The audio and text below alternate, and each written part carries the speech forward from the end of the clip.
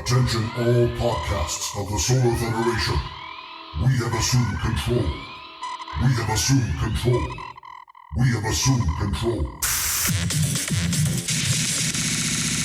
Intergalactic Boom Box. Hey now, you're an all-star. Get your game on. Go play. Hey now, you're a rock star. Get the show on. Get paid. All that glitters is gold. Only shooting stars break the mold. Rest in peace, Gilbert Gottfried. Hey, 2022, you can stop now. All right? Jeez. Welcome to the Intergalactic Boom Box. I'm your host, Kyle Hebert, captain on board this giant spaceship here in low Earth orbit. In fact, if you go outside right now and look up, I'm waving at you. Over here. Hey. Hi. Yeah. Coming up, your answers for the question of the week. But first, a word from our sponsors, of which we have none, so I just made them up. This podcast is supported by the Value for Value model, where you can stream micropayments in-app as you listen on any free podcast player from newpodcastapps.com. Burb. Attention, you. Yes, you. You with the collectibles taking up way too much space while your spouse, siblings, roommates, or significant others are slowly dying from all that dust gathering. My name is I.R. Gullible, nerd attorney at law.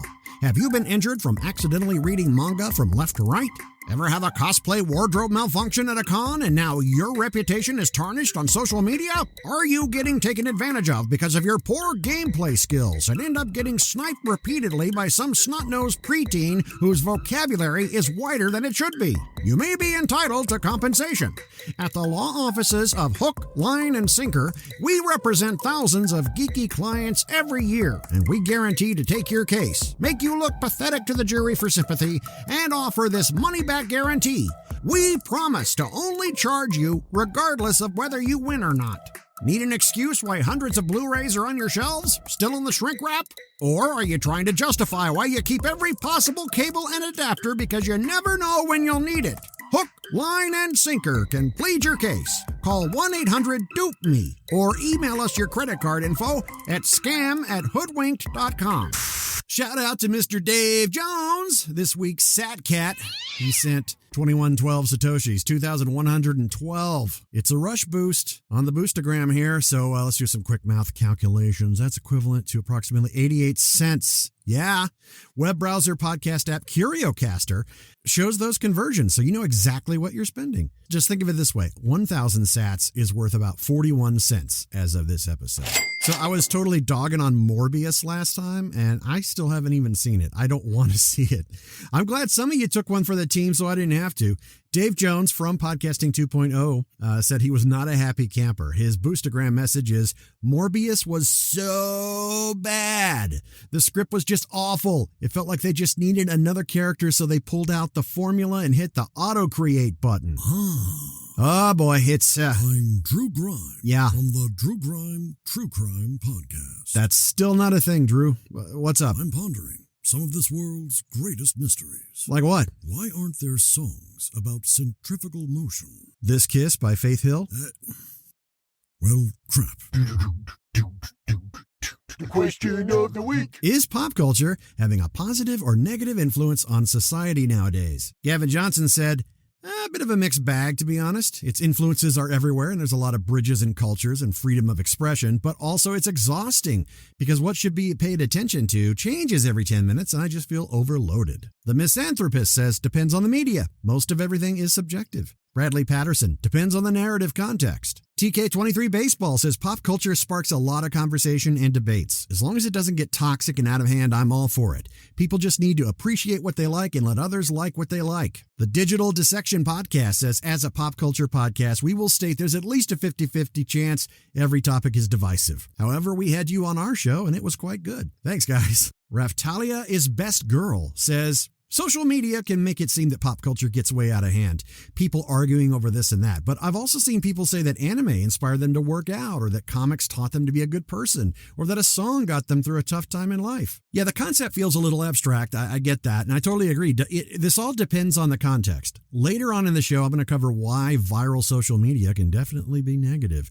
And media can signal to boost awareness about important issues of all types, but also advance agendas or be misinterpreted as such. So watching it cross over into controversial territory or cancel culture, not fun. New question. Favorite Gilbert Gottfried role or moment? Was it a joke? Was it a role like Iago in Aladdin? Aflac Duck? His Dracula skits on Howard Stern? His insane laugh? I mean, sure, the guy had a grating voice, but that was the point. And of course, nothing like the real him. So he had this real knack for inserting his foot in his mouth and rubbing a lot of people the wrong way. But I will say, I did love the Dracula bits on the Howard Stern show. Do you have a favorite Gilbert Gottfried shtick or role? At Boombox Pod, or send a Boostagram on a Podcasting 2.0 app from newpodcastapps.com. Mark Zuckerberg and the team at the company formerly known as Facebook are learning that half of teens surveyed aren't sure about the Metaverse or have zero interest in it or in owning a VR headset. I have an Oculus Quest 2, which is now known as the Meta Quest, and while I do think it's very cool, I haven't touched it in months. And a good chunk of the youth are in the same boat, despite a majority being gamers. The article I got this from on PCGamer.com comments on Gen Z and millennials. I wonder what a survey would say about my generation, Generation X. The meta peeps think VR is the gateway to the metaverse, where it's not just for gamers, but everyone can get some work done with the virtual avatars walking around a virtual office. So yeah, VR is gimmicky. I admit it. And I enjoy a good gimmick.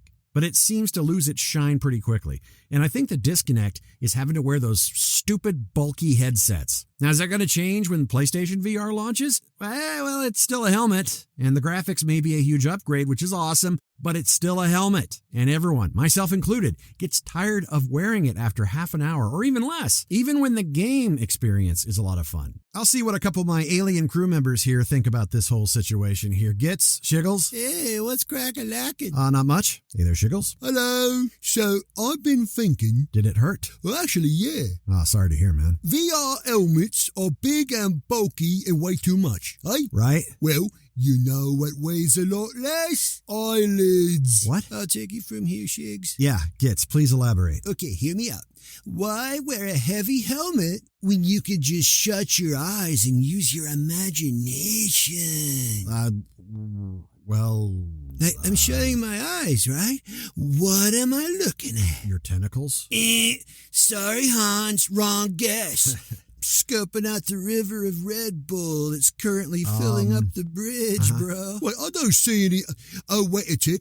I just closed my eyelids and there's Red Bull everywhere. Run away! Guys, you're just running into each other. Hey, Watch out, man. Oh, man, come on. Oh, these graphics are out of this world. Okay, let me blink. Now I'm on a deserted island, getting a tan. What? Relaxing on the beach. Wow. Yeah, nap sounds good. Let me blink to your location. Oh, yeah, this is nice. Oh, I'm getting sleepy. Guys, just... What? Seriously?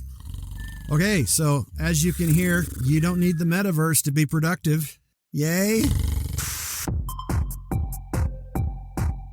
Social media can serve many purposes. News, useful or pointless, communication, validation, promotion, marketing, and of course, turning the world into one giant drama-filled preschool playground. But wait, there's more. It also gives attention seekers a lot of satisfaction, especially when it comes to viral challenges. One of the latest crazes on TikTok is the Orbeez challenge.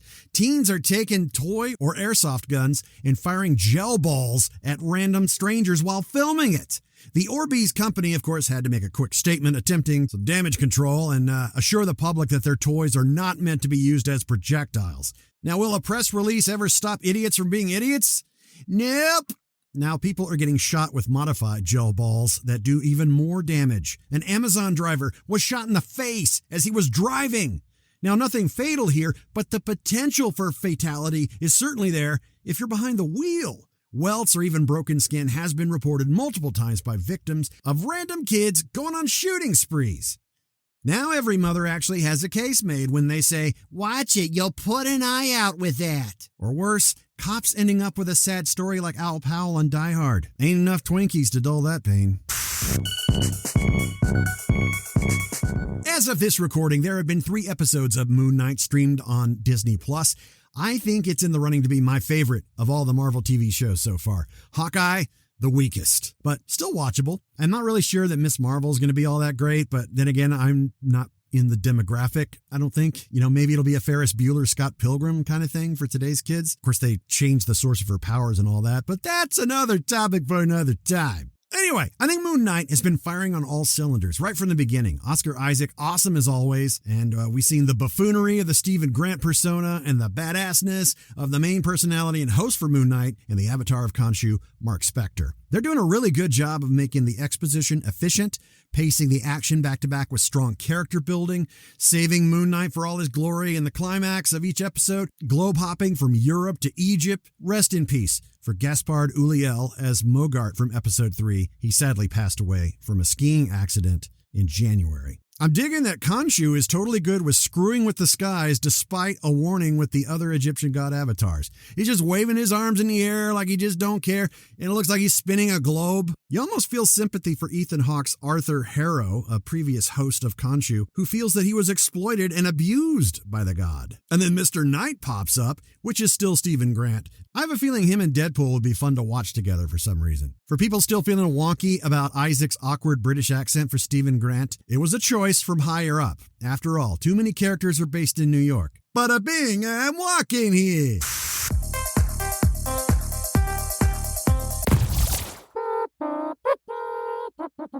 From my top secret bunker, totally not underneath Pahrump, Nevada. Just ignore that cardboard cactus. Conspiracy here, with all the news you can't use. Jim Carrey is currently basking in the sun of Sonic the Hedgehog 2's success, and has hinted he might actually retire. For years, he's been courted by multiple scripts for Ace Ventura 3, and last year, Amazon even greenlit the project. But he ain't got time for that. Carrey says the only way he'd consider revisiting the Pet Detective franchise is if Chris Nolan was directing. I can just see it now. Animals drifting back and forth between parallel dimensions. With a plot so complex, Neil deGrasse Tyson has to make an unboxing video just to explain it. Alrighty then. If you've been spackling your pantaloons waiting for a Star Trek series to give you Spock's first name, you're in luck. Paramount Plus's Strange New Worlds Trek prequel is exploring the final frontier. Again, for the first time. The show will include a younger Kirk, who isn't Chris Pine or some idiot kid blasting Beastie Boys while evading the cops. At a recent Trek convention in Chicago, revealed character posters featuring actor Ethan Peck as everyone's favorite I'm Not an Elf or Satan, along with the name Saturn the Guy Spock. Studio rep claims the poster was inadvertently incorrect. So, typo or clever misdirected info leak? I smell a, say it with me kids, conspiracy. What is it with Vulcan names all sounding like someone sneezed while typing? Rocker Rob Zombie, who looks like Jason Momoa after surfing too close to the sun, is one busy dude. He's currently filming a Monsters movie that nobody asked for, and now he's dropping his own coffee that nobody asked for. Dragula Fuel comes in ground and whole bean.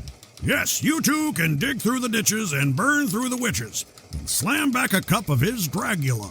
Nothing says rock and roll more blatantly than caffeine. The best part of waking up is Rob Zombie in your cup. Ugh. What does a flight crew do to a female passenger when they get unruly and start yelling that they need to get off the plane and start trying to open the exit door even though the plane's mid-flight, attacking attendants and assaulting passengers?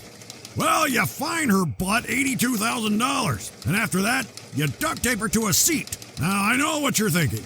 It's exactly what I'm thinking.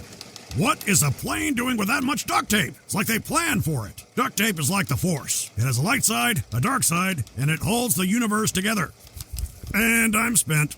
That's all the news you can't use. I'm Conspiracy, from my dump in Pahrump.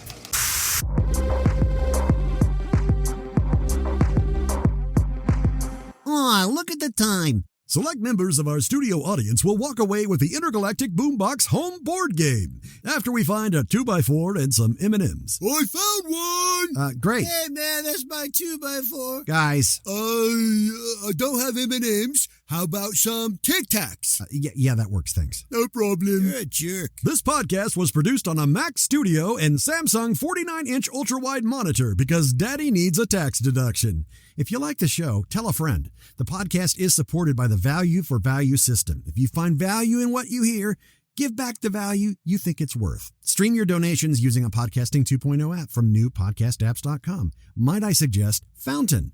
They make it super easy to set it all up. Remember, take care of your words, and the words will take care of you. Don't believe me? Share an opinion on the internet. Till next time, I am out of here.